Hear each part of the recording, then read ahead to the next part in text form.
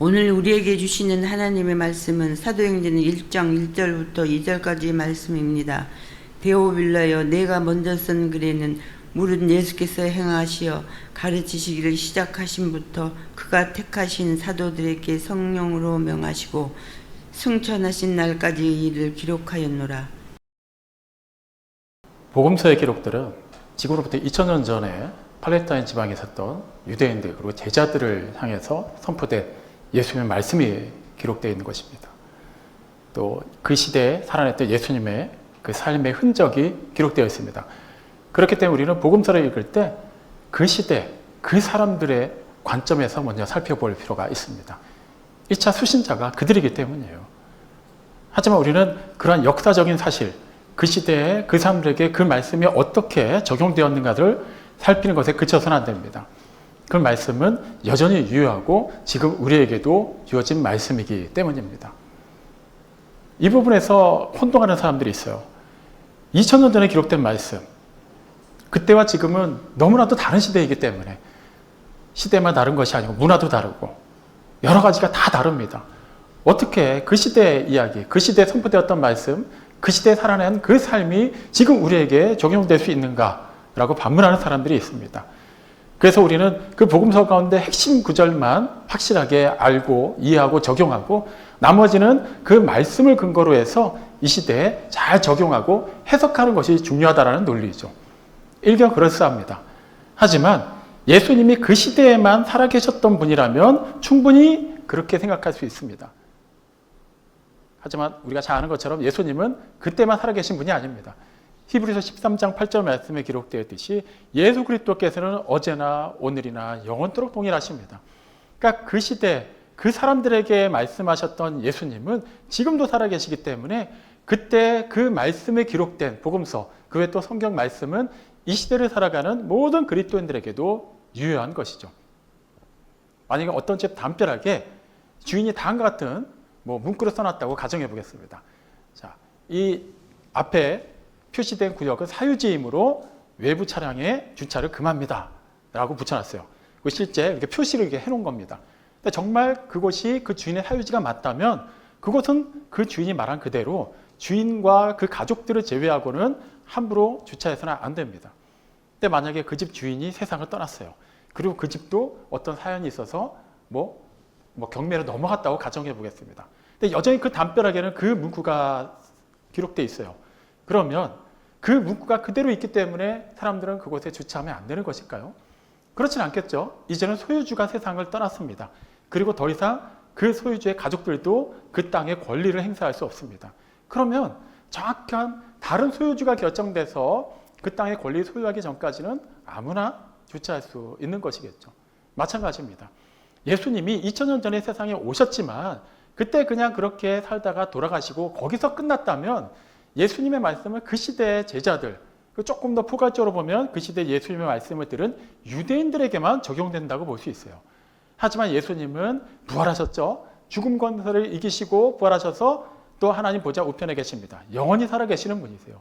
그렇기 때문에 예수님이 그 시대 그들에게 하셨던 말씀은 지금 우리에게도 유효합니다. 당연히 복음서에 기록된 말씀을 우리는 따라야만 하는 것이죠. 여전히 우리는 부담을 느낍니다. 어쨌거나 이 말씀은 우리에게 주신 말씀이라고는 하지만 1차적으로는 그 시대 유대인들, 제자들에게 주신 말씀 아닙니까? 그러면 그들에게는 1차적으로 적용되더라도 우리에게는 좀 선별적으로 적용할 수 있는 그런 선택권이 있지 않을까요? 너무 다르지 않습니까? 상황이 다르잖아요. 그때 그들처럼 예수님을 따라다니는 것도 아니고 예수의 말씀을 직접 듣는 것도 아니고 똑같은 그런 삶의 현장에서 여러 가지 그 시대에만 가질 수 있었던 고민을 하는 것도 아니기 때문이에요. 하지만 우리는 예수님이 하신 이 말씀이 누구에게 주어진 말씀인가를 생각하면 이런 생각이 틀렸다는 것을 알 수 있습니다. 복음서에 기록된 말씀으로 한정해보죠. 자, 그 말씀, 거기에 기록된 예수의 말씀은 누구에게 주어진 말씀인가요? 이방인들인가요? 물론 예수님이 복음 여행, 전도 여행을 다니시면서 그때 이렇게 소수의 이방인들을 접하기도 하셨지만 대부분은 갈릴리 지방을 중심으로 한 유대인들이 예수의 말씀을 듣는 사람들이었죠. 그들은 하나님을 잘 알고 있는 사람들이에요. 선민이었습니다. 하나님을 믿는 사람들이었어요. 자, 그들에게 예수님이 공식적으로 굉장히 길게 말씀하신 내용이 우리에겐 산상설교로 잘 알려진 마태복음 5장, 6장, 7장 말씀입니다. 거기서 예수님은 하나님의 자녀들, 하나님의 백성들을 향해서 또 여러 가지 말씀을 주시는데 대표적으로는 초반부에 너희는 세상의 소금과 빛이다 라고 말씀하시죠. 그리고 나서 그 다음에 뭐라고 얘기하십니까? 마태복음 5장 16절 말씀을 보면 자, 이같이 너희 빛이 사람 앞에 비치게 하여서 그들로 하여금 너희의 착한 행실을 보고 하늘에 계신 너희 아버지께 영광을 돌리게 하라 라고 말씀하세요. 자, 이 산상설교만을 이제 범위로 정하겠습니다. 마태복음 5장, 6장, 7장만을 범위로 하면은 그 말씀 안에 예수님이 말씀을 듣는 제자들 그리고 그 자리에 모여있는 유대인들을 향해서 하나님을 어떻게 소개하냐면 너희 아버지, 우리 아버지라고 소개합니다. 분명히 복음서에 기록된 말씀은 1차적으로 유대인들에게 주어진 말씀이에요. 여기서 말하는 유대인들은 혈통상 아브라함의 자손들을 말합니다. 우리랑은 완전히 다른 사람들이에요. 시대만 다른 것이 아니라 혈통이 다른 사람들입니다. 하지만 그 말씀이 누구에게 주어졌다고요? 하늘에 계신 우리 아버지라고 부를 수 있는 사람들에게 주어졌다는 거예요. 지금 우리는 하나님의 아버지라고 고백하는 성도들입니다. 그러므로 우리는 그 시대 유대인들이 아니지 않습니까? 라고 말할 수가 없다는 거예요. 하늘에 계신 우리 아버지라고 부를 수 있는 모든 사람에게 주어진 말씀이 바로 복음서에 기록된 예수님의 말씀이라는 것이죠. 이런 맥락에서 우리는 복음서 그 외에 또 성경 66권에 기록되는 하나님의 말씀을 지키고 따르는 거에 있어서 변명을 할 수가 없습니다. 이거는 그때 그 사람에게 그 시대 그들에게 주신 말씀 아닌가요? 그때 그 상황에서만 유효한 말씀 아닌가요? 아니라는 거예요. 하나님의 자녀에게 주신 말씀이기 때문에. 그리고 하나님의 자녀인 우리도 그 시대의 그 말씀을 그대로 받아들여야만 하는 것이죠. 여전히 우리는 부담스럽습니다. 특히 예수님이 하신 말씀 가운데 마태복음 16장 24절 말씀 너무나도 잘 알고 있는 말씀인데 우리는 그 말씀을 들을 때마다 가슴이 턱턱 막히는 심정을 감출 수가 없어요. 무슨 말씀입니까? 누구든지 나를 따라오려거든 자기를 부인하고 자기 십자가를 지고 나를 따를 것이니라. 이게 보통 일이 아니에요. 자, 일단 1차적으로 제자들에게 주신 말씀이에요. 사도들에게. 그렇기 때문에 우리는 이 말씀을 가급적이면 그들에게만 한정하고 싶어 합니다. 그래, 그들은 예수님을 따라야 되잖아요. 실제 예수님을 따라왔지만 그 와중에도 또 세상적인 그런 계산을 하고 있었고 완전한 하나님의 나라에 대한 이해가 부족한 자들이었어요. 여전히 더 배워야만 하고 더 깊이 따라가야만 하는 자들이에요. 그래야만 그들을 통해서 사도행전에서 펼쳐지는 그 놀라운 성령의 역사가 이루어질 수 있기 때문이에요. 굳이 그것을 이 시대까지 적용한다면 목회자들이나 그래도 조금 더 앞서서 하나님의 일을 감당하는 사람들에게 이 말씀을 적용하고 싶어 합니다. 맞습니다. 1차적으로는 사도들에게 주신 말씀이에요. 그리고 시대를 막론하고 모든 목회자들이 분명히 유념해야 되는 말씀입니다. 하지만 이 말씀은 그렇게 특정한 사람들에게만 한정해서 주어진 말씀이 아니에요. 모든 그리스도인에게 주신 말씀입니다. 예수님이 이 말씀을 하시기 전에 또 제자들과 또 많은 말씀을 주고받으셨어요. 근데 그 전에 제자들에게 뭘 물어보셨습니까? 사람들이 나에 대해서 뭐라고 말하더냐라고 물으시고 그 다음에 그러면 너희는 나를 누구라고 생각하느냐라고 물으시죠. 이때 마태복음 16장 16절에 보면 베드로의 위대한 신앙 고백이 기록되어 있습니다. 베드로 혼자만의 생각이 아니죠. 모든 제자들을 대표해서 고백한 거야. 주는 그리스도시요 살아계신 하나님의 아들이십니다. 자, 그 고백 이후에 예수님이 그 말씀을 하신 거예요. 뭐 그 과정에서 또 예수님이 장차 세상을 떠나가실 것을 말씀하시고 베드로가 예수님을 붙잡고 항변하는 내용도 있었습니다만 결과적으로는 예수님이 어떻게 마침표를 찍으십니까? 누구든지 나를 따라오려거든 자기를 부인하고 자기 십자가를 지고 따라야 된다. 여기서 말하는 누구든지가 범위가 어떻게 결정되어 있죠? 예수님은 그리스도시오 살아계신 하나님의 아들이십니다라고 고백하는 사람들이라는 거예요. 그 시대 그 제자들만의 고백이 아니라 이 고백은 우리의 고백이기도 합니다. 우리는 예수님을 주와 그리스도로 고백하는 자들이죠. 하나님의 아버지가 부른 자들입니다. 하나님의 살아계심을 우리는 믿습니다. 그렇기 때문에 예수님을 따라가는 것, 우리 자신의 모든 것을 부인하고 우리의 자아를 내려놓고 오직 예수님만을 따라서 주어진 십자가를 지고 따르는 삶을 사는 것은 우리의 마땅한 사명이라는 것이죠. 여전히 부담스럽습니까? 부담스러운 게 정상입니다. 사실 우리가 예수의 말씀대로 살아야 된다, 예수의 말씀을 따라야 된다는 것을 수없이 들었고 우리도 그렇게 고백하면서도 막상 그것을 살아낼 때 고민이 되는 이유가 무엇일까요? 그 일 자체가 쉽지가 않기 때문이에요. 일단 예수님을 따라간다. 예수님이 가신 그 길 자체가 보통 어려운 길이 아니지 않습니까? 그리고 그분을 따라간 사도들의 삶을 보더라도 우리는 사도행전에서 굉장히 막 역동적인 어떠한 역사를 볼 때는 대단하게 보이지만 그 일이 있기까지, 그 일이 일어나고 있는 그 과정 중에 그 일이 있고 나서 사도들이 얼마나 많은 고통을 겪어야만 했는지를 누구보다 잘 알고 있어요. 우리가 원한 수준까지 되는 것도 쉽지 않지만 설사 그 위치에 가더라도 우리는 그 너머에 있는 또 다른 이상점을 보기 때문이에요. 여전히 부족해요. 아직 하나님의 일을 하기에 나는 턱없이 모자른 사람입니다. 그래서 우리는 자꾸 그것을 다른 사람들한테 미루고 싶어 해요. 그냥 예수님이 나를 위해 이 세상에 오셨고 나를 위해 또 십자가에 달려 돌아가심으로 나의 죄를 모두 대속하셨고 나는 구원받았다. 영원한 하나님 나라에 속하게 되었다. 이 사실을 믿는 이 수준에서 정점을 찍고 싶은 거죠. 그냥 이 믿음을 잘 견자는 것, 이것만 해도 대단한 것이 아닐까? 하지만 하나님은 우리를 단지 구원하시기 위해서만 그러시지 않았다라는 것을 우리는 유념해야만 합니다. 여전히 부담스럽지만 우리는 이 문제를 해결하고 넘어가야만 해요. 예수님을 따르는 것은 우리에게 마땅한 사명이기 때문에 이것을 언제까지 내가 부족해서 차마 그렇게 할 자신이 없어서 믿음이 없어서라고 핑계댈 수는 없다라는 것입니다. 하지만 이 문제는 의외로 쉽게 해결이 됩니다. 그것은 시선을 옮기는 거예요. 시선을 우리 자신에게서 예수님께 옮기면은 우리가 고민했던 모든 문제들, 부담스러워하고 거북하게 여기고 주저하게 했던 그 여러 가지 문제가 일순간에 해결되는 것을 볼 수 있습니다. 우리는 분명히 부족해요.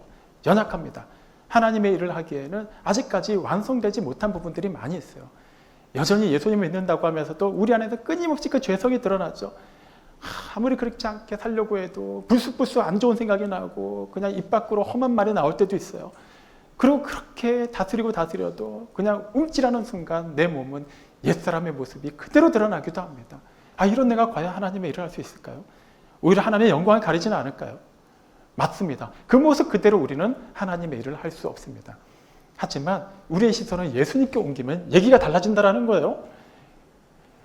사도들을 소개할 때 오늘 읽은 사도행전 1장 2절은 택하신 사도라고 기록하고 있습니다. 그냥 사도들, 제자들이라고 표현해도 되는데 굳이 왜 택하신 사도들이라고 기록한 것일까요? 말 그대로 그들은 택함을 받은 사도들이기 때문이에요. 그들이 본래 잘난 사람들이어서 그들 가운데 예수님이 선별해서 뽑은 것이 아니라 그들 자체로는 부족함이 많은 사람들인데도 불구하고 하나님이 택하셨다는 거예요. 예수님이 자기 제자로 택하셨기 때문에 그들은 사도가 되었다는 거예요. 사도라는 단어의 의미는 보냄받은 자라는 의미예요. 자신이 그냥 내가 하나님 뜻대로 살겠습니다 하고 온다고 해서 사도가 되는 게 아니에요. 그 자체가 믿음은 되게 좋아 보일 수 있지만 그것이 성경이 말하는 사도의 정의는 아닙니다. 사도는 보냄을 받은 자예요. 그러면 그냥 아무나 예수님이 그 사역지로 보내셨나요? 아니잖아요. 택하셨다라는 거예요. 그 수많은 사람들 중에. 그래도 그들은 대단하니까 택함 받지 않았을까요? 과연 그렇겠습니까? 한번 면면을 살펴보죠. 모든 제자의 전직을 우리가 알 수는 없습니다만 확실하게 5명의 제자가 사도로 부름받기 전에 어떤 일을 했는지는 우리는 알 수 있어요. 베드로와 안드레, 형제죠. 야고보와 요한, 형제입니다. 이 4사람은 갈릴리 지방에서 어부의 일을 하던 사람들이에요. 물고기 잡는 일을 주로 하던 사람들이었습니다. 나머지 한 명이 누굴까요? 마태죠. 그는 세리 중에 한 사람이었어요. 그 시대에는 갈릴리 지방에는 그 갈릴리 호수를 끼고 있기 때문에 어업을 이제 주로 생업으로 삼고 있는 사람들이 많았어요. 그러면 베드로와 안드레와 야고보와 요한 이 4사람은 그 수많은 어부들 가운데 가장 믿음이 좋아서 뽑힌 것일까요? 그 시대는 세리도 적지 않았을 거예요. 근데 그 수많은 세리 가운데 마태 한 사람만 믿음이 탁월했기 때문에 예수님의 제자가 될 수 있었던 것일까요? 예수님이 그들을 부르시는 장면 어디에서도 그런 내용을 찾아볼 수 없습니다. 예수님이 부르십니다. 예수님이 다가가셨어요. 그들은 전혀 예상도 못했어요. 늘 그랬듯이 오늘도 그랬고 어제도 그랬듯이 내일도 물고기 잡는 일을 할 거라고 생각하고 있는데 예수님이 이제는 사람을 닦는 어부가 되게 하리라 라고 말씀하시면서 그들을 부르셨어요. 세관 앞에 앉아있는 마태를 그냥 부르십니다. 예수님이 택하신 거예요. 그들이 얼마나 잘났는지 못났는지는 기록되어 있지 않아요. 하지만 우리가 복음서를 통해서 살펴볼 수 있는 사도들의 모습은 확실히 부족함이 많은 사람들이었어요. 누구보다도 가까이서 예수님의 말씀을 들었고 예수님을 대신해서 전도여행 가서 놀라운 일들을 행하는 수단이 되었음에도 불구하고 그들은 여전히 예수님이 그렇게 선포하셨던 하나님 나라의 의미를 온전하게 깨닫지 못하는 자들이었어요. 인간적인 그런 욕심이 앞섰고 또 세상적인 욕망이 사그라들지 않았기 때문에 끊임없이 경쟁하였고 예수님을 통해서 어떤 이적이 일어날 때마다 그들은 하나님의 나라가 선포된다는 것을 생각하기 이전에 이 나라가 예수님으로 말미암아 회복되고 나면 자신들이 얼마나 높은 자리에 올라갈까 그 정도밖에 생각할 수 없는 참으로 부족하고 한심한 사람들이었어요. 그런데 그렇게 불완전한 사람들을 통해서 어떤 일이 일어났습니까? 사도행전에 기록되어 있듯이 세상이 뒤집혔어요. 갑자기 그들이 완벽한 사람이 되었나요? 그렇지 않아요. 그때도 여전히 복음을 전하다 잡히면 속절없이 끌려가서 매를 맞기도 하고 감옥에 갇히기도 했습니다. 그리고 그 순교의 순간에는 그 죽음을 그대로 받아들일 수밖에 없는 연약한 인생들이었어요. 그렇게 불완전한 사람들. 그리고 교회라는 제도가 생겼지만 여전히 그 제도가 지금 이 시대에 비하면 많이 부족할 때였습니다. 많이 엉성했어요. 그런데 그렇게 엉성한 제도를 가진 교회가 그렇게 불완전한 사람들로 모인 교회가 사그라들었나요? 소멸됐나요? 그렇지 않아요. 끊임없이 박해의 물결이 일어났어요. 그 뜨거운 불길이 교회를 그렇게 덮쳤지만 교회는 소멸되지 않았습니다. 그리고 세월이 흐르면서 기독교 교회사를 보면은 그냥 굵직굵직한 사건 하나하나가 다 무엇이냐 하면은 한마디로 야, 이거 과연 교회가 살아날 수 있을까? 사람들이 이 믿음을 지킬 수 있을까 싶은 일들이 다 큰 사건들로 기록되어 있어요. 그것만 보면은 진짜 교회는 역사에서 사라졌어야 말이에요. 기독교라는 그 개념 자체가 그냥 역사에 그냥 기록으로만 남아서도 할 말이 없습니다. 그렇다고 해서 교회가 늘 핍박만 당한 건 아니에요. 어느 때인가는 기득권이 되기도 했어요. 굉장히 큰 힘을 얻기도 했습니다. 그랬더니 어떤 일이 일어났나요? 교회가 타락하기 시작해요. 그렇게 되면 무슨 일이 벌어질까요? 복음이 변질됩니다. 그러면 그 다음부터 전해지는 복음 자체가 원래 성경에 기록되어 있는 그 참 복음이 아닌 거예요. 그러면 그런 복음을 믿고 어떻게 사람들이 구원을 받을 수 있을까요? 어떻게 사람들이 예수님을 만날 수 있을까요? 그런 우여곡절들이 있었어요. 끊임없이 이단들은 교회에 침투했습니다. 이교 사상들이 교회 복음을 어떻게든 왜곡시키려고 틈을 탔어요. 그런데 2000년이라는 시간이 흐르는 동안 지금 이 순간에 이르기까지 우리는 어떻게 그 복음을 변질하지 않은 복음을 받아들일 수 있었습니까? 제도는 불완전했어요. 사람들은 부족했어요. 여전히 교회는 많은 아픔을 겪어야만 했습니다. 하지만 그 부족함에도 불구하고 예수님이 완전하셨기 때문이에요. 하나님이 완전하셨어요. 그 완전하신 하나님이 살아계셨고 여전히 살아서 역사하셨기 때문에 그 불완전한 제도 속에서 그 부족한 사람들을 통해서도 하나님의 역사가 일어날 수 있었던 것입니다. 예수님의 말씀을 단지 2000년 전에 유대인들의 대상으로 주어진 말씀이 아니라 지금도 우리에게 주시는 말씀이라고 받아들일 수 있는 이유가 바로 여기에 있는 거예요. 예수님은 어떤 분이십니까? 요한복음 1장 1절은 태초부터 하나님과 함께 계셨던 말씀이라고 소개합니다. 그리고 14절에서는 그 말씀이 육신이 되어 우리 가운데 거하셨다고 말하죠.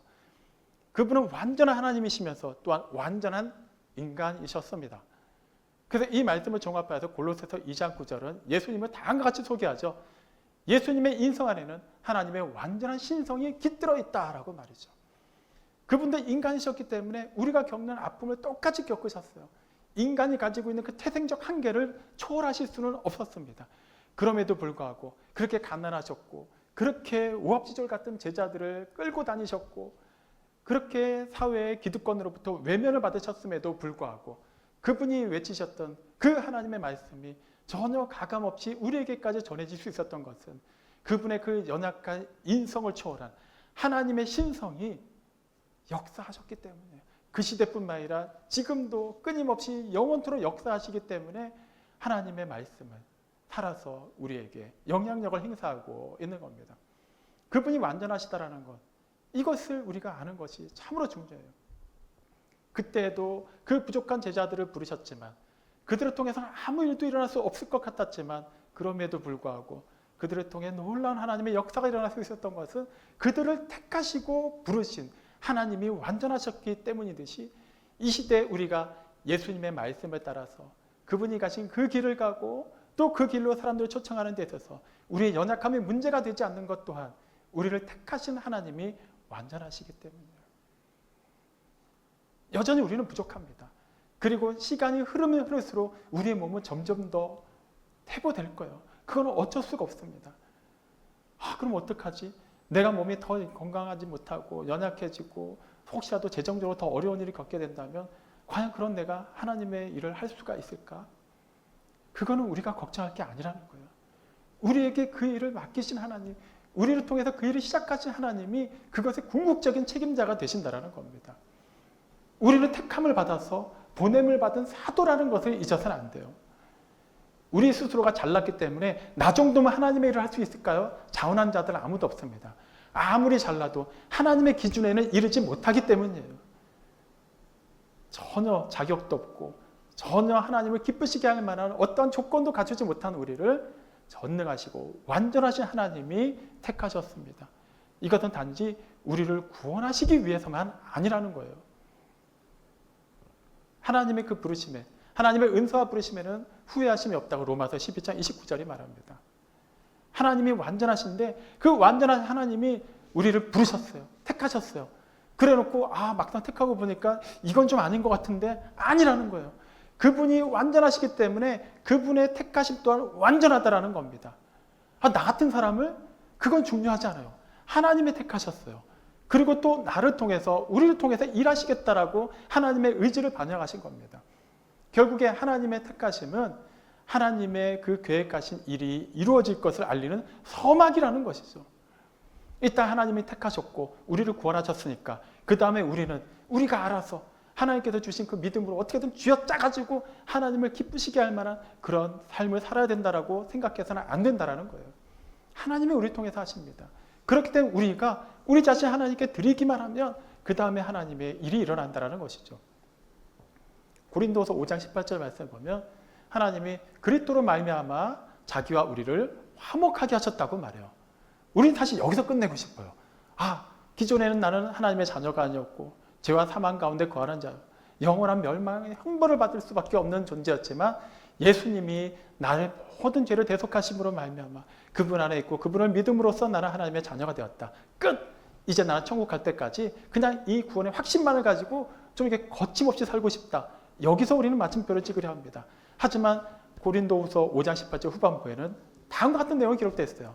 또한 우리에게 화목하게 하는 직분을 주셨다라고 말합니다.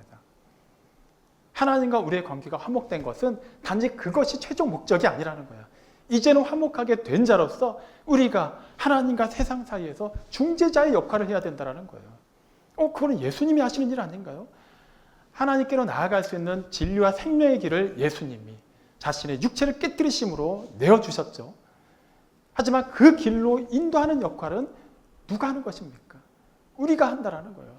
물론 성령님의 역사입니다. 우리 안에 내주하신 성령님이 일하시는데 그 일은 우리가 그 성령님의 인도하심이 순종함으로 말미암아 일어나는 것이죠.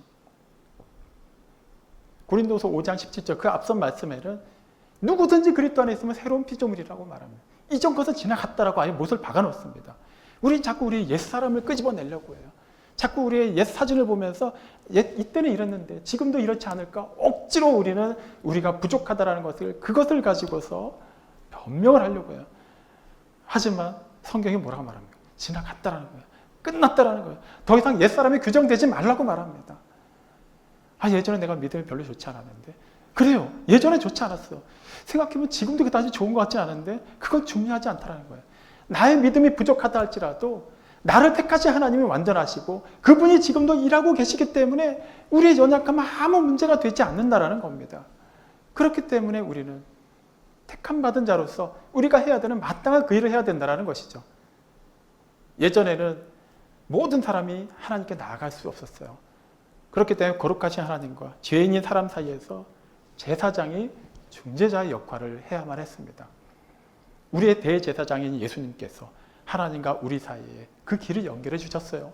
그리고 이제 우리는 하나님과 화목하게 된 자일 뿐만 아니라 화목하게 하는 직분을 받은 자로서 세상과 하나님을 연결하는 역할로 쓰임을 받아야만 합니다. 그래서 베드로전서 2장 9절에서 베드로는 너희는 택하신 족속이요 왕같은 제사장이요 거룩한 나라요 하나님의 소유가 된 백성이다라고 말하는 거예요. 그냥 너희가 믿음이 좋으니까 하나님이 너희를 백성으로 삼으셨다 이렇게 말하지 않습니다. 너희는 택하심을 받은 족속이다라고 말해요. 우리가 잘나서가 아니라, 우리가 어떤 일을 해서가 아니라, 우리가 부족하고 우리는 여전히 죄 아래서 죽을 수밖에 없는 운명이었음에도 불구하고 긍휼이 많으신 하나님, 은혜가 풍성하신 하나님이 그 주권적인 섭리로 우리를 선택하셨다라는 거예요. 이제는 하나님이 하시겠다라는 거예요. 이런 조건이 갖춰주면 하나님의 일을 더 할 수 있을 것 같은데, 그 조건은 하나면 됩니다. 하나님이 우리의 전부의 소망이 되시면 되는 거예요. 그러면은 교회 규모가 어떻고 재정 규모가 어떻고 교인 수가 얼마나 되고는 중요하지 않아요. 물론 하나님의 뜻이 온전히 임하고 하나님의 뜻대로 하나님 나라의 복음을 또 왕성하게 선포해 나간다면 분명히 그에 따르는 그런 물리적인 성장도 따라오기 마련입니다. 하지만 중요한 것은 이것은 1순위가 아니라는 거예요. 본질이 아니라는 거예요. 예수님을 따른 수많은 사람들이 있었습니다. 하지만 결국에는 몇 명이 남았습니까? 12명입니다. 그리고 만찬 자리 마지막까지는 11명이 남았어요. 그리고 예수님이 붙잡혀 가실 때는 다 도망가고 2명의 제자만 멀찍이서 따라갔습니다. 십자가에 달려 돌아가시는 그 순간에는 1명만 남아있었어요. 그래도 그 남아있는 1명을 통해서 그 당시의 일이 기록되었고 그때 선포된 말씀이 우리에게 증거되었고 그 의미가 우리에게 전달될 수 있었습니다. 숫자는 중요하지 않아요. 얼마나 갖췄느냐는 중요하지 않습니다. 우리를 택하시고 우리를 통해 일하시는 하나님이 가장 중요합니다. 그분이 지금도 우리를 통해서 일하시겠다고 합니다. 그렇기 때문에 우리는 더 이상 예전의 나의 부족한 모습, 현재의 나의 갖추지 못한 여러 형편들을 핑계 삼을 필요가 없습니다. 하나님을 바라보고 가면 됩니다. 예수님이 무조건 십자가를 지고 어디서부터 어디까지 가라고 말씀하시지 않았어요. 나를 따르라고 말씀하셨어요.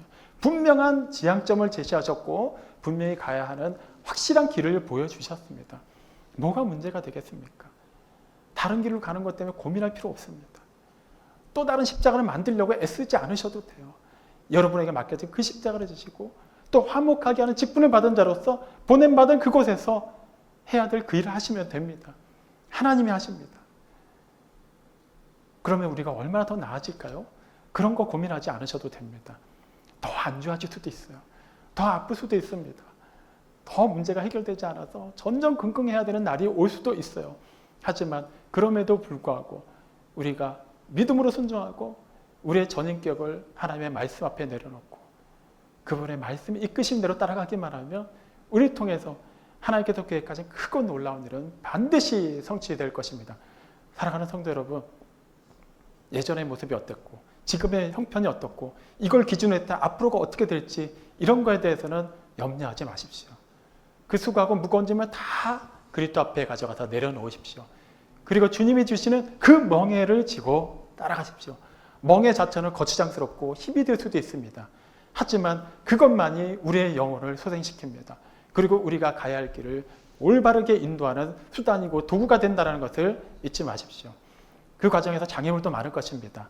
하지만 그것은 우리를 가로막는 것이 아니라 오히려 그것을 도약하고서 우리가 더 성장할 수 있는 발판이 된다는 것을 잊지 마십시오. 자신에게 이 땅 밑에만 시선을 고정하지 마시고 예수님을 바라보시고 영원한 하나님의 나라를 바라보면서 주어진 길을 가십시오. 그렇게 택하신 족속이요 왕같은 제사장이요 거룩한 나라요 하나님의 특별한 소유가 된 백성답게 살아나는 우리를 통해서 하나님이 계획하신 크고 놀라운 일이 오늘도 앞으로도 영원토록 이루어질 것입니다. 아멘.